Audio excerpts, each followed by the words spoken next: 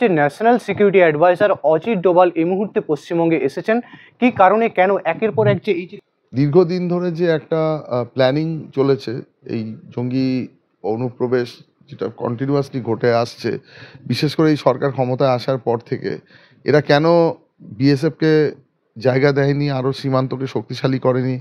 এই যে 576 কিলোমিটার যে এরিয়া, যেটা এখনও অরক্ষিত রয়ে গেছে, আরও পোস্ট যেখানে বাড়ানো যেত, তো সেই জায়গাগুলোকে সেগুলো যদি আপনি পর্যালোচনা করেন, ওখান থেকে পর পর পর পর পর পর অনুপ্রবেশ কেন ঘটেছে, অনুপ্রবেশের সাথে বিভিন্ন জঙ্গি গোষ্ঠীর ইন্টারলিঙ্কড যে কার্যকলাপ, জামাত, আনসারুল্লাহ, এদিক থেকে আপনি আইএসআই, পিছনে আইসিসের পতাকা আমরা দেখতে পেয়েছি, বা আইসিসের পতাকা নিয়ে বিভিন্ন রকম বাংলাদেশে মুভমেন্ট দেখতে পেয়েছি। তারপরে এই ছাত্র লীগের এই যে গণ অভ্যুত্থানের নামে একটা সরকারকে মানে টপল করে ভারতবর্ষের যে পুরো স্থিতি যেটা, সেটাকে পুরো ডিস্টার্ব করা, এবং তার আগে যে বিভিন্ন রকম পরিস্থিতি, এটা যদি আমরা পরপর পর্যালোচনা করে দেখি, আমাদের ল অ্যান্ড অর্ডার সিচুয়েশন দীর্ঘদিন ধরে, যেটা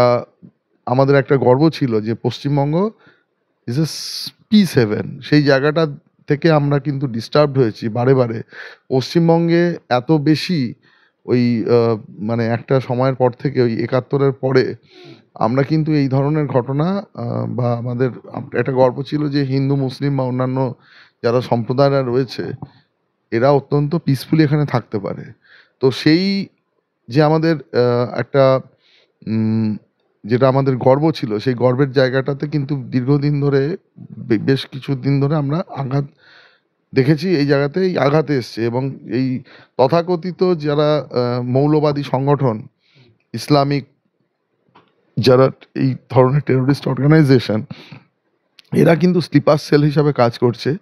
এবং সবচেয়ে দুঃখের ব্যাপার যে লোকাল যারা মানে বিভিন্ন রকমের যারা এদের সিম্প্যাথাইজার রয়েছেন, শাসক দলের বিভিন্ন রকমের বিভিন্ন বর্গের যারা নেতারা রয়েছেন, তারা কিন্তু এদেরকে হেল্প করছেন এখানে এসে আশ্রয় ঘেরে, ঘাঁটি গেড়ে এখানে এসে বিভিন্ন রকম সন্ত্রাসবাদীমূলক কার্যকলাপের জন্য যে স্লিপার সেল তৈরি করা।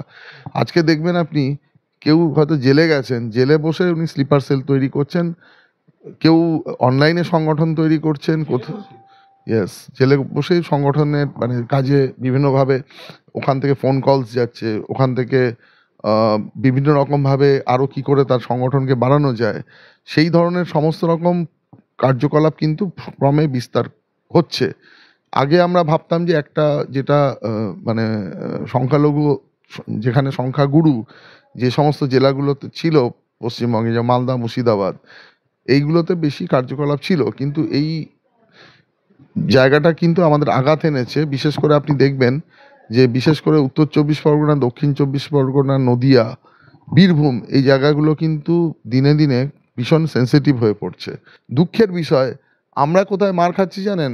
আমরা এদের যে পরিকল্পনার মধ্যে, আমাদের ভাবছি যে শাসক দল ভাবছে, বা যারা লোকাল রুলার আছে তারা ভাবছে কিন্তু যে আমাদের ভোট, এরা ভোট ব্যাংক বা ভোটে সাহায্য করছে। একদিন যে দেশটাই এখান থেকে বিচ্ছিন্ন হয়ে যেতে চলেছে, সেটা নিশ্চয়ই কেন্দ্রীয় সরকার বুঝতে পেরেছেন। এবং মাননীয় national security adviser Shri Ajit Doval এসছেন, উনি তো গত 10 বছরের বেশি এই ব্যাপারটা মানে আমাদের এই মানে পদ অলঙ্কৃত করছেন, এবং ভারতবর্ষের বিভিন্ন খুব বড় বড় সমস্যা উনি সামলেছেন।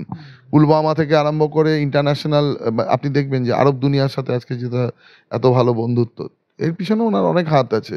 বা মিয়ানমার বা অন্যান্য ইস্যুতেই দেখবেন যে যে সমস্ত জায়গা বা আমাদের নাগালের বাইরে চলে গেছিল, সবকটাই কিন্তু ধীরে ধীরে আমাদের দিকে আসছেন। ফলে ওনার মতো দক্ষ অভিজ্ঞ অফিসার ভারতবর্ষে কেউ নেই। আইবি চিফ ছিলেন। তো সব থেকে বড় কথা আবার বলছি যে উনি তার কর্মজীবনেও যে মানে অপারেশন সামলেছিলেন, এই যে ব্লু স্টার থেকে আরম্ভ করে, আনপ্যারালাল। তো ওনার থেকে বেশি সুদক্ষ, ওনার থেকে বেশি ইন্টেলিজেন্স গ্যাদার করা, এবং ওনার থেকে বেশি অ্যাকশন ওরিয়েন্টেড পার্সন কম আছেন। দেখুন, এইগুলো তো ডিপ্লোম্যাটিক ব্যাপার। আপনারা যদি ভাবেন যে কোনো যুদ্ধ বিগ্রহ, আমি বলবো না, হয়তো সেরকম পরিকল্পনা এখনই হয়তো নেই। যদি না বাংলাদেশের পরিস্থিতি আরও খারাপের দিকে যায়।